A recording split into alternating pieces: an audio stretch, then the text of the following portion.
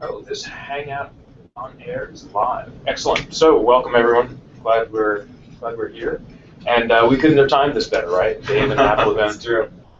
Before we get to all of that, I'm really curious about people's experiences with Yosemite. If you have any experiences, so in the early days of OS 10, you get these betas, and they would be awful and disastrous, and nothing would work. And you'd file bugs, and they'd get better by release. And then it really wasn't until the .1, .2, .3 release where it became feasible to actually use. And I don't know, when was it? Somewhere around 10.7. It was like magic. We got these betas that worked. Like, everything worked, save one or two little things. It's as though they actually had an alpha beforehand. Yeah, it was like they worked. And 10.8, same thing. I think we probably could have deployed the beta and it would have worked. Yeah. 10.9, we had a similarly smooth experience. So far, Yosemite. 10.9 was really. Yeah, 10.9 was great. Yosemite so far, in my experience, has been a disaster. So I'm wondering if anyone else is seeing this, or if this is just me. I haven't deployed it widely, but on the couple of machines that we have deployed it on, it's been fairly stable. I wouldn't call it perfect, but it's certainly at least as stable as the 10.9 betas we were playing with, at least in our particular environment. So for us, we're seeing like really different experiences across different hardware. Like most people on the new Mac Pros, the trash can Mac Pros, like we can't get networking to work, which isn't very encouraging. So I was just curious if other people were seeing this or not. But I haven't put it on any of the new Mac Pros, so maybe that's why I've had a better experience. It's been a little worrying. That's consistently across Mac Pros? I mean, we have a very limited sample. Yeah, we have a very limited sample size, and like two. The other thing that I'll say is, we also do a lot of, we push what these machines do. So my home install of Yosemite is, it's all right. So it's hard for me to judge, like we use 802.11x authentication on our networks. And it seems like that's the part that's failing, but that's worked great up through now. So why should that be failing? And there are a bunch of other little things in Yosemite. Apple famously has really poor release notes. Some of the developer docs have been pretty good this time around, but has anyone discovered anything in Yosemite that they like or don't like? I think that the interface is similar to when we first went to iOS 7. It's kind of very polarizing. It's so strikingly different in certain places that it's. I kind of like it.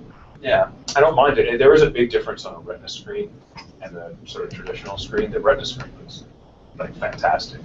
I kind of like it. I don't spend that much time in like the GUI so much. I'm mostly text editing, so I don't. Command line looks beautiful. The terminal looks fantastic. Right. I picked the right font.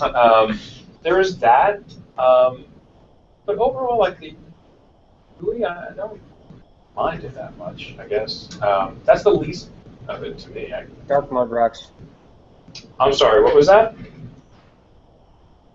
I said dark mode rocks. Yes, dark mode is super nice. That is the best addition, I think. I'm really happy with that. And that's the one thing that like they keep each developer preview, they keep iterating, and it's like gets better and better. Like that first time they enabled dark mode, it's like I want to use this, and then you couldn't read any menu items. You just kind of suffered through it, and then like you install the next beta. And, oh, it was much better. One thing I only noticed as of DP7, it might have been there earlier, but I only noticed it in 7 because I had to set up a new account. Anyone use Windows 8 by any chance? So if you use Windows 8, you know that one of your options when you set up an account is linking it to your Windows Live ID. So it looks like Apple's doing the same thing. You can tie your password to your Apple ID account.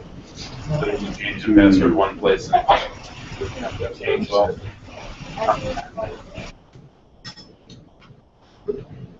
So yeah, that was kind of interesting to me. I don't think that'll affect us because we tie into directory services. So, but it's an interesting option. I'll try it out on my home accounts, that's for sure. One password to rule them all. I thought that was kind of cool. Yeah, as long as you have a good password. About the So, new that celebrity did- photos. That did get me thinking a bit about that, right? So, traditionally, Apple lets you tie into directory services with Active Directory, which is sort of like this known thing, right? Known directory service, and their own server. And their own server really is just LDAP with this password server thing. Or you could specify, hey, I'm going to tie into some other LDAP server and give it the schema tie into it, which has always worked fairly well. So now, interestingly, they're tying into iCloud, which is a whole other thing. They could really do whatever they want with iCloud. They could enable two-factor at the login window for themselves. Yeah. And maybe the second factor is your iPhone, right? Like they're going to make it really easy for people. Like they're not going to Good guess. they're not going to make you type in some obscure code or have like they'll make it really easy. And they're doing iCloud for Windows now. They're beta testing. They are. So I've seen that. you would think that they'd, while I'm sure they'd be happiest if every device you owned was made by Apple, Oh, it well, seems like they might integrate into more than just the iPhone too. Like they might go into Windows Mobile and Android I really. as They a already two-factor do authenticator. Well, they They already do that. do that to some degree with the iCloud password thing. So in order to enable it on a device, you have to TF two-factor it by using another iCloud device Right. and authorize it. Right, but you're either doing that with SMS or very specifically some other Apple device. So, yeah, Apple works really hard to keep it, which is within their own ecosystem. So, for better or for worse, I guess. Yeah. But I don't know. We like rolling out an OS as close to the retail release as possible, and I'm getting a little worried with Yosemite. That's all. That's just my own. You usually roll out a .0 OS. If it's feasible, if there are no blocking bugs, but like I said, since 10.7, I think we've been able to do that. 10.7, I think we kind of went. 7.1. But we did let people install 10.7 with some caveats, like, oh, if you don't, here are the problems if they don't affect you. Like there were certain problems that only affect a subset of people. It's like, all right, they don't affect you, they don't affect you, which is interesting because I mean, unlike most platforms, and I think this goes for outside of Google, this goes for kind of everywhere. Apple people want the latest and greatest and shiniest, newest thing. So like Apple releases a new version of iTunes, people are going to voluntarily, oh yeah, give me. Same thing, new version of the OS, oh yeah, I've heard about this, give it to me, right? Whereas Linux and Windows, people are like, yeah, my stuff's working, don't make me upgrade, I don't want to change. So for us, that's kind of worked in our favor, I think, to get people up to the latest releases. People are kind of clamoring like, oh, Apple released this thing, can I install it? And with 10.7, I think it was like a subset of people that couldn't use it for some blocking bugs, but everyone else, yeah, great. And they're Did they entitled make to that- upgrade their own. Kind of. That's a longer story, but I think it's one we can tell. So yes, we put a lot of work into helping people self-service upgrade where possible, because otherwise, It was too many Mac. we have too many Macs to flood our support departments with helping people upgrade. Yeah. So before the App Store got like really heavy-handed about asking people to upgrade, we created an install helper that you run, and it would download the upgrade for you and check if you had enough disk space and kind of walk people through it all to make sure they had a good experience with upgrading. And that worked out great. And then I guess it was 10.9 where Apple, you couldn't get away from the OS telling you, upgrade to Mavericks, upgrade, come on, it's free, Right. Why wouldn't you? You couldn't get away from that. But the short version of all that is that Apple also put a ton of work into the upgrade process themselves, and it worked. It successfully upgraded our machines. Earlier, maybe still the 10.7 days, like the upgrade from Apple would delete a bunch of data. So that was another impetus for us to Control it. yeah, like, so it would download the upgrader, it would back up all this data, upgrade the person, put all this stuff that we needed back in place. So, but the latest, at least 10.9, we know just smoothly upgraded our machines. So if people said, hey, it's advertising this in the App Store, can I do it? Yeah, go ahead, please get up on the latest version. We were really happy to have people Sure, take anxious the load. to upgrade, Yeah. right, yeah. I mean, but there will always be a subset of people who just like, it ain't broke, don't make me do Right. this, but Right. we're My going to at some point say, deadlines. you know, you're doing this, right? We don't want to support one version behind anymore. Yeah, officially, we don't support any other version. Other Well, than now- 10.9? 10.9. But Wow. there is this overlap period Not where to say we there are where we zero have machines. on Well, 10. how do you even, I mean, you have 10,000 max out 50,000. there. a few more than that. 50,000. Yes. But at some point, it doesn't matter, right? You cross this threshold. Right, where it 10,000 doesn't- might as well be 50,000. Yeah. Absolutely. I just like to say it. I once had, I think it was Greg Nagel in Who? IRC. Greg Nagel. He's a guy. Yeah, some dude. Yeah, works out west somewhere. Yeah. Anyway, he, I think when I was first asking some monthly wishes, No, first- he doesn't. No, He's very happy. It's a good number. Anyway, when I was first, I don't remember if it was him or somebody else who's very vocal in that thread. When I was asking a question about Mac management platforms or whatever, they said something that once you get up to effectively 80 max, it's the same as 800 is the same as. I think my kind of rule of thumb is like once you can't walk around to every machine any longer, then it's like whatever. You got to automate stuff, and those tools will carry you through. You know, however. Hopefully. I mean, that's one of the key problems with Mac tools is a lot of them just don't they scale. don't scale. Mostly. Yeah. And then you have problems. It doesn't really have to do with the number of machines, it's tools. Right. And then I guess there's also the question of if something works with a 1% exception rate, that's probably fine if you have a couple hundred. Right. But if you have 50,000, then that's 500 machines. You got to figure out some other manual way to. Right, and at some point, I would almost say at some point, it's not a different problem. Because out of 50,000 machines, if only 500 are failing, Right. eh, What's the acceptance? yeah, like, okay, that's acceptable, Right. right? Like, all Right. Depending on what it is, right? But, Well, unless Mavericks breaks your 802.1x, you know, whatever. but yeah, 500 people who couldn't get on the network would be a big would be a problem. That's what I'm saying. 500 people who can't print to Toshiba printers. and One stuff. specific. Yeah, so that's not not to defend Toshiba, no. I think that. You just don't have 300 of them in your office. Right. Right. So, yeah, I mean, of course, it depends on the exact case, but 500 out of 50,000. Like, oh, all right. Yeah. But again, I mean, there's the scale. Like, if something, you know, we have a limited bandwidth for actual helping people directly, and that's our biggest driver. It's like we can't drive 500 people in the Chicago office Right. to tech support. They would kill us. You know, if it's 500 people distributed globally, Right. yeah, no one cares. No one's gonna notice. 500 people. That's probably. Yeah.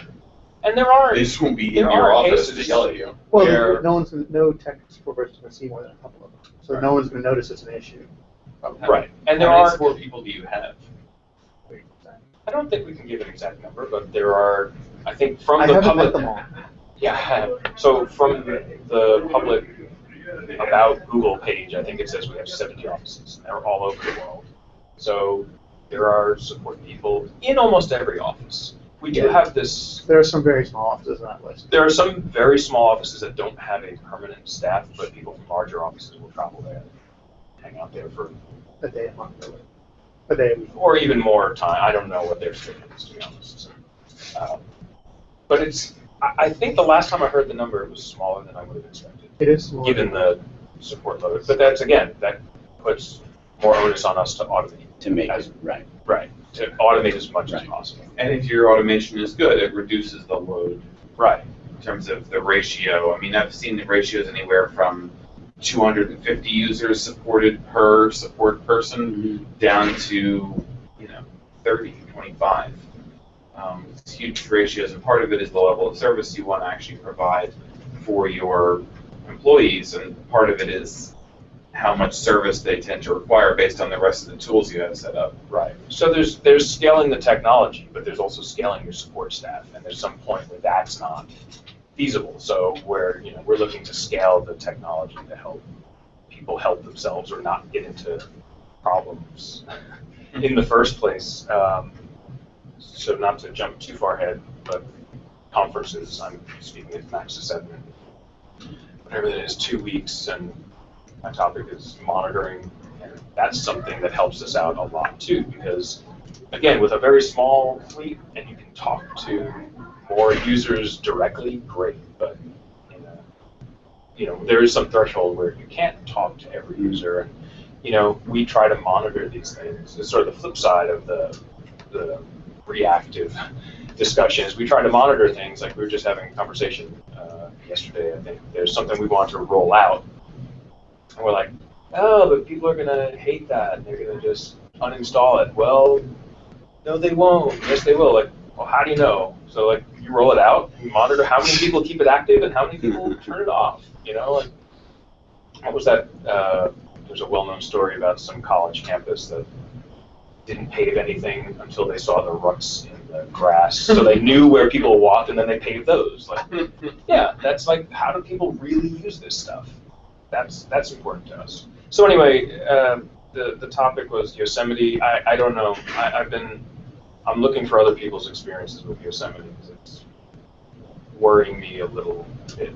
But well, I also think that we've been assuming that they're going to drop Yosemite in October.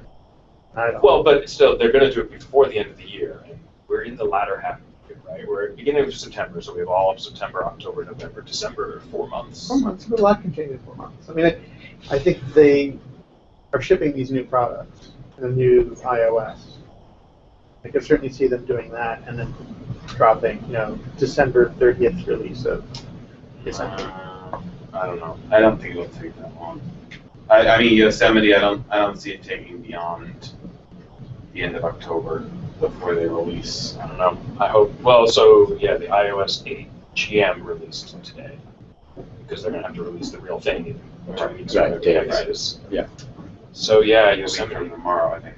Yeah. I guess just historically, we've filed bugs with Apple during the beta period, and they will be really open and honest about like, oh yeah, we can fit this in before we release, or they just go like immediately. They just tell like, no, we're waiting. Their phrase is we're waiting for some other release vehicle, and that's usually the .1 release, but they won't commit to telling us that. They're just like, yes, it'll get there sometime. So anyway, on that note, that was a good transition. They're working on these other things that were announced today. You don't have any opinions or epiphanies or thoughts? You can start then. Go. What are your opinions?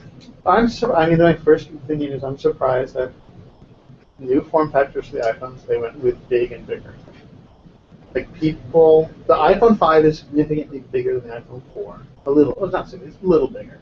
It's taller. And I knew people, But particularly complained women, about that complained about, hey, I don't got big paws, And then they're going with bigger than that and bigger still. Like, I'm surprised that you're going to do 2 models and they're both big. Like, why Right, not I'm surprised one wasn't the current small? form factor.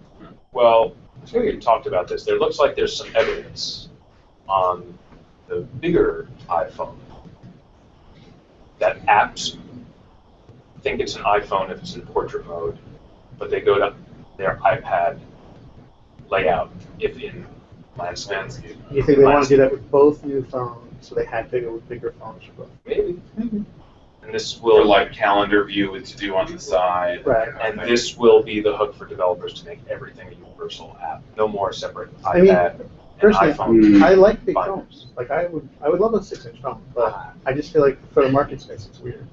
I would need to see it.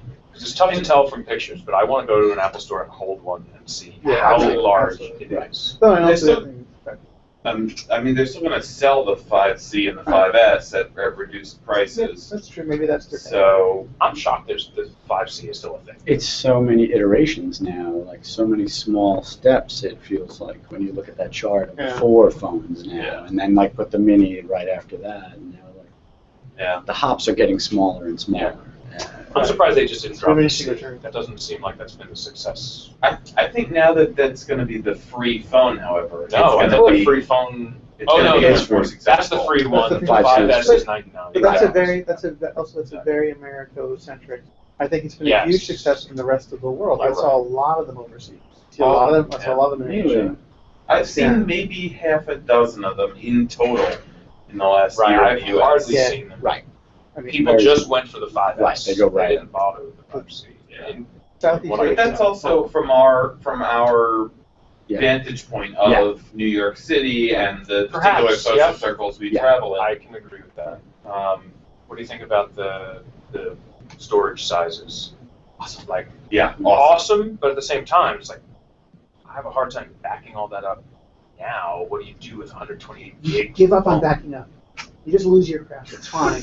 You don't need it. Yeah, who goes back to pictures they took in 2000? Let's see if kids. I'm just kidding. Well, that is well, you know, from a non-enterprise perspective, that is a thing. Like, so I'm the only Android user in my household. Everyone else has an iPhone, and I'm constantly trying to help them figure out how to back all their crap up. I thought, no way.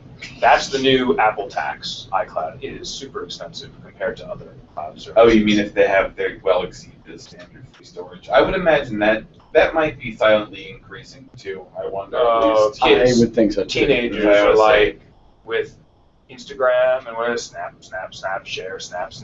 When they look at everyone else, it's like the data usage is incredible, and their own picture taking, and like what do you do with all So this then stuff? why not just go with an iTunes backup? A little cradle next to their, they all have their own account. That's what I've been Accounts doing on computers. for them now, but that's kind of a pain because you either have to physically connect via cable, or you do it over Wi-Fi, and that's kind of flaky. You get out of Depending on the range. device is awake and has power nap Yes. and all that stuff. So that's a less than optimal solution, but I have gotten them into the habit of like, make sure your phone says it's backed up within the last week or something, because It'd be nice if they set up notifications for that, right? So that you could centralize if you had like an iCloud family, whatever, so that you could have notifications go to you to the Right. Phone if 3 they're hasn't been backed up in in 14 2 days, weeks. just like guess. Apple Server Yeah. has. I for- guess Yeah. no one wants to Yeah. be the IT department of their family. But if you have are no already. choice in the You're de matter. facto that I person know, but I already. don't you- want to if- be that person. And if you're not acting as that person, then you're just a delinquent IT person of your family. Because who are you going to give it to? Your kids? I mean, Yeah, my somebody kids has are to be smart. Like, that's where it's all going. The kids are the ones who should know how to use all this I stuff. told you I had the experience. I told my son. My son bought an Alienware laptop to play games on. I told him I'm not supporting Windows. You signed the policy. I signed the policy. It's right here. But did I get out of supporting it? No. Yeah. It breaks. Yeah, I get He's it. sad. And I've got to do something about it. And just a dumb question, but what's the backup solution for Android then, in your case? Like you've got, Well, for me, let's say you've got auto. This does auto. Right, backup well, Google- photos. I mean, Google. And Just Google's photos? a ton of storage. I mean, I think it's like with Android. Yeah, that's the price the difference. free storage. But I've also paid for extra storage, and it's not as expensive as iCloud. It's very cheap. The other Well, alternative is what, Dropbox. what is that right? cheap? Dropbox. How cheap is that cheap? Well, I mean, I'm remember what it was. I'm It was getting like billed annually $40 for my iCloud backup. and $40 for how much storage? So I- I'd have to check. I It's paid, 10 or like, 20. I don't I'd have remember to what it look was. it I up. paid $100 for like 500 gig or something, or a terabyte. I don't even remember what it was. It was nuts for what I'm paying, and I think Dropbox is right around that same price. That's just your photos. Yeah, they just. But, they right, just what take about the rest Dropbox of the Mostly device? what people care about. Data and apps. So, Right. It 100, depends Right. on, of course, it depends on what But you're all that- doing, but All that for me, fits within. yeah, $120 a year for a terabyte. which is amazing.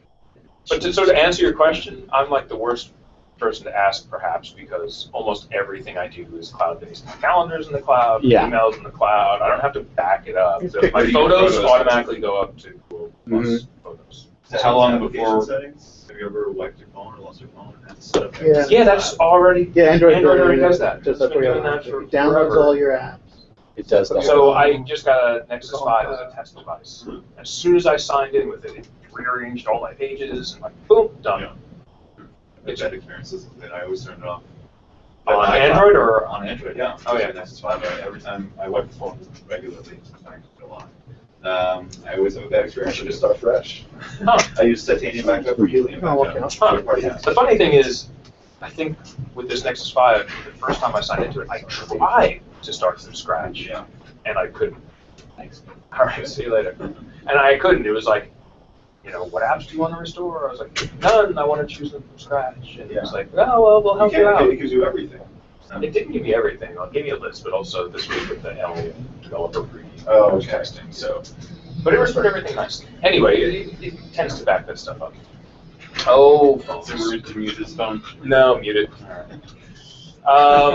What else? The watch. Yeah, I'm super enthusiastic about the watch. Are there any business implications to the watch? Not really, because all the security should be the same as whatever's on the phone. I I guess. think all the real data lives, all the significant Oh. data lives on the phone. Totally. I think I think he said something like, "So we built Siri into the watch." No, you didn't. It's You getting built it it from into Bluetooth. Yeah, you're That's- getting it from the phone. You're not getting it from the watch. But it is interesting. I have a hard time with it because I'm not the target market. I'm not interested. I'll just pull my phone out of my pocket. I don't really care that much. I don't think and it's no longer a time telling device. It's not. No. It's not just a Fitbit or a Fuel Band or whatever. And it's not just an amalgamation of those two. Right. It's disingenuous to call that a watch as it is to call this a phone. Right. They're both little computers that do something. Yes. But Yeah. we need some way to conceptualize it, so we call it a phone and then we call it a watch. But And to have that little haptic feedback, or taptic, as Apple seems to have branded their little tip, and have it tap you on the wrist, I'm curious what that will feel like. The very fact that that phone's vibrating right now, even if it's on mute, you can hear that thing from across a quiet conference room or right. from your nightstand or whatever.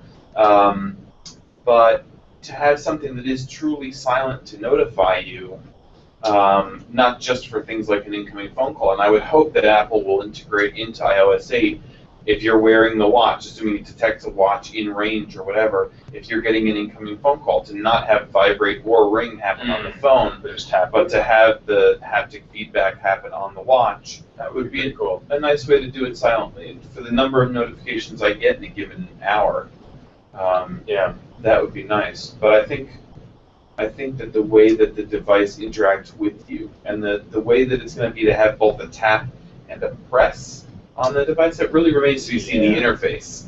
I have some significant question about how well they've executed it. It certainly looks really nice. And from the demo they gave, it certainly looks like the user interface is very usable, well designed, but sometimes it doesn't pan out that way. I guess that the one thing, most of the interface, 99%, right? So I would say it looked amazing. The one thing that struck me as a little odd was that home screen. It's just like a mess of icons. Like, how the hell am I going to find anything on here? You're scrolling around. You're kind of scrolling around looking for things. But I guess you're right. That remains to be seen. The two things that they totally dodged were battery life. Yes. They didn't mention battery life at all, which to me makes me think they haven't quite figured that out 100% yet. Otherwise, they would have mentioned it. Lasts 3 days on a single charge, like that. At least if their number was very impressive, they would have mentioned it. Right. I don't necessarily think, I mean, they may have figured it out pretty well. I mean, the thing is still several months from release. Exactly. And I don't think that they've maybe even necessarily, they've probably finalized total battery capacity. They've probably pretty much figured out what chip goes in it, and totally. all that stuff. So they know what the power draw is like. Totally. But I don't know that they've finalized certain settings for the interface, how often the thing is going to wake up, and How do you measure that? How do you quantify or take a guess at, for the average user, what? Well, that like with means in your phones, there were rating of always battery these life? sort of very vague guidelines of like, does X amount of standby time, X amount of talk time. Yeah. So you kind of come up with something to tell people about the watch. The other thing they didn't discuss was if it was waterproof or not. No, but there was one photo that I saw Of a really where the sweaty guy. dude looked drenched, absolutely drenched. So that would be misleading at the very least if it wasn't at least water resistant. They did mention that the speaker was water resistant, and also the chip set being fully enclosed. And Okay. Yes, and Well, that you being would they water didn't speak about resistant. anything else. You would hope it would have to be, right? Yeah. In the video with Johnny Ive, he said water resistant speaker. And Pepine, about the rest of the device. Pepine put into chat, the heartbeat sharing is weird. Discuss. And It is weird. It is weird, and I think What's, that's what's to discuss? when It's that- really weird. yeah. When that came up, yeah, my Twitter timeline kind of lit up with people going like, Think Romeo. Yeah, Like, it was a little weird, I guess. Kind of cool and weird all at the same time. Like, it's cool that this thing is right on your wrist and you can get your pulse. Yeah. But like, I would never share that with someone. It's weird. That's Why would I it's a ever very- share that with someone? Think Romeo and Juliet. Think 21st century Romeo and Juliet, meaning teenage kids, romantic, sort of. but I no. The haptic field feedback just constantly reminding you of your girlfriend's heart. No. Oh, I assume like- it's not a constant pulse. But But imagine how terrible the battery life would be Like if that just thing every once in a was while. The dead. graphic that they showed looked like a real human heart. It was kind of disgusting versus like a romantic heart of the Right. the Like a Valentine's Day Valentine. You can Day have heart. your actual blood shoot out of the top of the heart. heart. So that was a little odd. And The Here drawing it is on a thing. wrist, by the way. You were curious about the size. Here's some sort of first hands-on impressions. so yeah, I guess Okay. I was mostly paying attention to the keynote, but looked away every now and then. So the watch comes in 2 different sizes. Is that the case? 38 and 42 And millimeters. 38 is. I've been convinced that 38 is not that big. So that's how wide it is. It doesn't say how tall it is. But even if it's 38 wide and 45 tall, it's not so big. So Okay. I just see it in person. I think it's clear to see in person. Yeah. Like, not to, I saw the Moto 360 in person. It was a very different experience than seeing pictures of it. What I'm very curious about as a left-handed person who Can you flip it? I wear my watch on my right wrist, Right. and that's wrong, right? In terms of Mm. where the crown is, if I want to Right. edit the time, That'd be, I have to reach across oddly. So I always take it off to use this wheel for the most part. If I just want to wind it a little bit, maybe. But So it's a Because digital this- face. Why can't you flip the whole thing? that's around? what I'm assuming will be I the would case, hope as it long would as be. you're okay with the button up top and the wheel on the bottom. But I can't find a single image right. other than one where it was a top-down image where the wheel is on the right and the button is on the left, and the woman's finger is clearly coming at it from top right with her fingernail facing off top left, let's say. So it looks like she's operating it on a right wrist with the left hand. So I'm there was hoping one. they what's make the that button possible. Yeah, for? well, I was just gonna say the mystery They button. never They mentioned that talked button. about. They mentioned it once. They What does it mentioned do? it once when they pulled up all those contacts. That's When all they it is. pulled up that little bunch of people's portraits that had And what does it do? that brings up your contacts so you can That's- tap on one and start communicating Oh, with so it's a the quick- little phone button with the Oh. little. It's not your heartbeat. Ah, You could. That's what they showed. yeah, right. Got it. Yeah, it's true, but it's funny. I'm assuming that it has more uses than just a quick list of contacts. I'm assuming it's at the very minimum has some kind of lock button on an iPhone kind of functionality where you can at least wake the thing up with the button so that you can see the time if the display hasn't magically sensed that you've moved your arm. I don't know. I mean, it's kind of cool. There's a lot of cool things about it. I get the whole instant, draw a picture, instant communication with the person. That's going to be huge among. Yeah, but cheating on tests is gonna be the best thing ever. If I can tap the surface of the That's phone true. and you can feel me tapping it on Yeah, your wrist, That's true. that's awesome for cheating on tests. But if you can, I would say that's true. I mean, And onto there the was- desk, I'm like, 1, 2, 3, 4, 5. Oh yeah, A, B, C. Okay, done. I'm done. And perhaps I shouldn't be saying this on a webcast, but there was a very interesting scheme I read about just a few weeks ago where somebody had worked out a cheating method for tests that involved question and answer sessions, or one person sitting behind another, where they could communicate through silent, like a tap of a pen on the shoulder, tap twice for B, tap 3 times for C. Totally imperceptible. Or if you're trying to give hints to the person in front of you, you tap on the small of their back with the Right, now you can do it with your pencil. phone, your watch. Now you can do it with your watch. That's really interesting. I think eventually they're going to have to make all tests open book or something. Yeah, because in all honesty, not to get too far off of our technology talk, but really, yeah, most tests are kind of lame, right? They test memory, not troubleshooting skills. I'd rather have them open book and say, like, solve this with all the resources you have available to you. Right. Maybe perhaps besides directly asking your neighbor taking the test or whatever. Like, that's the solve trouble, this. though. If you can get out to the internet as a whole, which is Yeah. where all the resources are, you can get into some kind of a place where you can communicate with other people. Simple Pine says, Picto Chat all over again. Was that the DS thing? Yep. The I think so. DS thing? Yeah. I'm not sure. I'm not sure. Nintendo DS. I thought the thing with the 3D little animated emoji things where you could like make one eye close and then make the face all silly or whatever, you can like edit with the tip of your finger this 3D ball of a yellow head and make all sorts of interesting faces, and then it'll send the animated version, the little very Nintendo 64 bouncing head kind of a thing, or Wii-esque bouncing head in its little animated hoppy form over to the other device, if it's an iPhone or another Apple Watch or whatever. You didn't suggest that you could do it to anyone except someone else with an Apple Watch. Exactly. Yeah, or an That's Apple the- phone.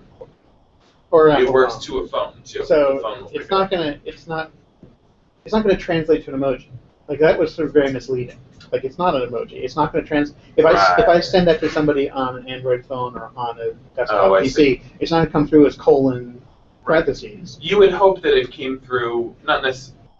Well, are all emoji actually translatable through colon parentheses? I thought that the No, emoji just were the- part of the Well, then there's a Unicode. Unicode set Yes. of characters that are called emojis. Because if you want to send a little Christmas tree, I don't think that it's Right, translating that into ASCII. But there's a universal open table of those characters. Yes. And it's Yes. not, this isn't going to necessarily I correspond bet to you that they'll do that translation. If you're sending to a non-iMessage device, I bet you it'll translate it into the closest I bet you approximation. I bet you all these things like they're not going to translate your heartbeat. Like this is to create things like it's BlackBerry Messenger. Like BlackBerry Messenger kept people in BlackBerry forever, and the deal was you can only chat with other people on BlackBerries. This is Apple's BlackBerry Messenger. It's, iMessage. you can send someone a little obscene picture, or you can send someone your heartbeat or this face, but only if they're also on an Apple device, Apple mobile device. I guess the big question is, anything from today's announcements that affect us? And I think the answer is no. Like, the iPhone 6 is just another iPhone. If they didn't release the iPhone 6 today, they would have put iOS 8 on iPhone 5s and 5Ss and whatever. So our management of these devices doesn't change. The watch will have the same security of whatever device it's paired to. So, I mean, I can see people setting up guidelines for their company, perhaps, about like, oh, if you get an Apple Watch, you might want to turn off rich notifications so if you lose it, or so people can't just glance over at it and see potentially sensitive information or something along those lines. But for the most part, I don't think any announcement today affects us. I think long term, the most impactful thing may be Apple Pay. Yes. Sure. Yeah. Yes. That maybe. Right, but how does that affect us as system Well- administrators of these fleets of Macs I mean, that's going to and be the Apple devices? that's going to be it's going to be the core security issue going forward. And a lot of the companies we work for are going to start dealing with the other end of Apple Pay. Like, are they going to accept it for payment? Or how is that infrastructure going to work? Well, I think what I heard in the announcements this morning, and someone might correct me if I'm wrong, was that they said the vendor never gets any information. They don't get your credit card number. They just this is all Apple's the vendor. It's all vendors through Apple. So from a security perspective, it's like Apple already has my credit card and they already have all this information. So if they're stopping a vendor from storing it, yet another vendor from getting it and storing it, then great. I thought it was interesting. I mean, it was kind Not to mention that most credit card theft, so to speak, happens by way of somebody recording, usually manually. Some waiter you hand a credit card to or whatever, manually recording that number. So the more places where you can have the transaction not ever involve showing something that can be reused, the better. Agreed. Yeah, so I mean, I've used Google Wallet to pay for my phone, and for me, I know some people have different experiences, but for me, it's worked out really well. It's a very similar experience. You're just like, I think every Dwayne Reed, Radio Shack, there are a bunch of places, and you go to the cash register, you tap, and it asks you for your PIN. So if someone finds your phone, they can't just do this. I think you can disable that, but I like leaving that on. You type in your PIN or pattern or whatever, and boom, paid, done. Fantastic. So having the iPhone 6 and the watch be able to do that, like I get it, it's a good experience. Yeah. And the more ubiquitous those payment acceptance methods. I mean, I had the weirdest experience in my, I think it's not that weird, but I took a cab over here, and because it had just finished raining, I had gone to hail all the yellow cabs didn't have their lights on, and some black Uber car or whatever pulled over, picked me up, but because I didn't sign up for it in Uber, he just took me here. And I couldn't pay for the credit. He's just trying to make a little extra money on the side or whatever, but you don't find that out until you're already halfway here. And so when we went to take payment, I couldn't pay him with my Amex card because he was doing it. It wasn't an official Uber transaction. Right. The guy didn't even have change for my 20, so I wound up having to give him half of what he was asking for. And they can't swipe. And he couldn't take my Amex. So I just wonder with this payment system, how long will it be before I no longer have to carry my credit cards around because I can count on that form of payment? Forever. It will be forever. Yeah. Well, certainly before you could be traveling the back streets of Morocco or something and pay for, Morocco's way ahead of us. Yeah. The rest of the world, any country you can name in the rest of the world is 20 years ahead of the United States in payment method. Yeah. They have chip and pin credit cards. They have NFR. You pay with SMS. You can pay for things. I know I was in Cambodia. In Cambodia, you can pay with things with SMS. But there are still places in Italy or London or wherever that are London cash only. Sure, but London also specifically has contactless payment. They've had that for forever. You just put your wallet down, and you're paid.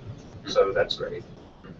So, I mean, it's exciting to bring it to more forms and more places, but it's certainly not the newest idea. It'll be more exciting. I mean, to me, it's exciting already, but it'll be most exciting when I don't have to carry the plastic. Right. Well, the thing that's exciting is that Apple is really good at making these things that don't work. Like Apple's really good at like smart. Like they didn't invent the smartphone, but everything that went before the iPhone just looks like crap compared to everything that came after the iPhone. Not everything Apple's done after the iPhone. Everything everyone's done since the iPhone. And if they can make this NFC payment mechanism really beautiful and really painless and really good for the consumer and really good for the seller, it'll be awesome. It'll be magical and revolutionary, and that would be great. Yeah, no, and that's what you're good at. So hopefully they will really do this. I mean, the idea of swiping your watch to pay, that's really kind of a great attractive idea. It's very sexy. Yeah.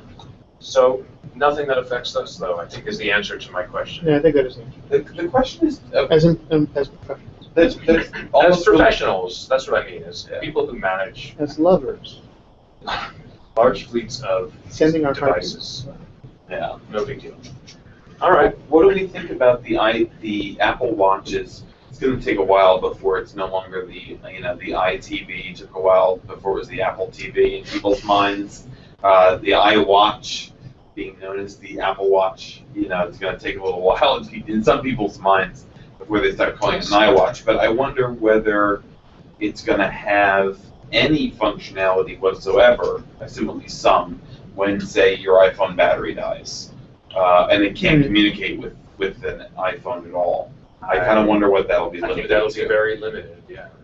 Well, I mean, I think it's a very good question. Like, I think you should, they should be able to write down all its features, and some of them will stop working, and some of them should still. I mean, it should tell you time it is. Right? Yeah, it should tell you the time at least. And but it can't. Obviously, it can't send your friends messages, and Yeah. it should still track your healthy activities. At least the Maybe. parts that don't require GPS. Right. It Some doesn't have a of it GPS in requires- it. That's right. That's kind of. And I thought that was kind of weird that it relies on the GPS in your phone. Wow. But If you have to maintain a link to your phone anyway, and you have a choice between the itty bitty battery in here being sucked up for the GPS sensor, or the bigger battery in your now beefed up iPhone 6 battery, especially. But $60 devices like Fitbits and they have GPS in them. Yeah. Like I don't. Really? Yeah, I don't see it. Like again, it's like A with Fitbit has a watching GPS in it? watching the video of this guy working out in the gym. I was like, well, where the hell's his phone? Yeah, Like it's not he's- on his body. He It's hasn't somewhere got. He's laying got on his the phone, side. or you know. something. And it's like, well, it's got to be able to do those things. Well, I go swimming. I want to know where I am. Right? I'm not going to have my phone in my pocket. So I think cheaping out and not putting a GPS in your watch is kind of weird. Maybe. But I don't know if everyone. I mean, That'll maybe be everyone's doing that. Apple Watch version 2. But like the iPad. If you Yeah, have the cellular- Wi-Fi only, Does not have GPS. does not have GPS, but if you tether it through your iPhone Right. Yeah, and you use Maps, it will pick up GPS from the iPhone. So Yeah, maybe that's sort I'm of been established with Apple already. Yeah. All right. I give it a version. Yeah. I'm not sure. The announcements today were that exciting from an administration point of view, but They didn't even touch Mac stuff at all. no, I think there's another smaller event coming up, right? Where I think I've heard something along those the lines. rumor are new Mac Airs, books, Mac Mac something. Mac. I think that's at least a couple of months away, though. I think they would have been out already if it weren't for the delay in Broadwell. But I think that because Apple's relying on Broadwell power efficiencies for some of these new devices, I think that's why they haven't been released. I think it's why some of them have also seen minor speed bumps that Apple never intended in the first place. Maybe. For like the Airs and the Retinas, because originally Broadwell was supposed to have shipped by now. But there's been delays there. See what happens. I think that there's going to be an event in the future, new laptops in Yosemite at the same time. Yeah, that's The my laptops have been delayed. Yosemite. That's my guess. That'll be the Yosemite. That's my assumption, and I've been wrong. But Yeah, that's my guess also. But see what happens when you release your roadmap? People try to, the Broadwell should have shipped by now. Yeah. But we only know that because they gave us a roadmap. Okay. Like I said, Mac sysadmin Sweden coming up. I don't know who's going to be there, but good event. I will be. I watch some of the videos when they get posted. Watch some of the videos when they get posted. It's going to be good stuff. And then Mac Tech Conference in November. I implore everyone to go to that as well. That's it. Unless people have other questions, comments, thoughts. Did anybody have any thoughts on like what the iPhone 6 itself was? It seems like that's almost a side note, footnote to this whole announcement today. The iPhone 6 came out, but it seems like it got dwarfed. it got totally dwarfed by this new product category that Apple's introduced. Well, they seem to. Well, also all the streaming problems made it difficult to follow that. That first Maybe part, not yeah. as exciting because this was like he didn't pull any punches. There were no big stories. This was like start the event. Oh, here are these new iPhones. Boom, out of the gate. No build up to it or anything. So I think with all the streaming problems around that time, maybe that made it seem like they didn't get into it, but they did. They released a lot of specs around it. Yeah. Yeah, it's just, I guess, all the leaks. I think this was by far the most complete year for leaks. Yeah. Where you felt like I there think were that's, literally no surprises. Right. I think that's just going to get worse. Yeah. I think Yeah, that's a tough one. That's a tough one to. the company's too big. Yeah, unless they start announcing them 2-3 months ahead of time. If they want to ship them right after they announce them. Yeah. They just can't keep anything secret anymore. Yeah. So. All right. That's it for me. Thank you, everybody. Great, thank you. All right. Bye-bye.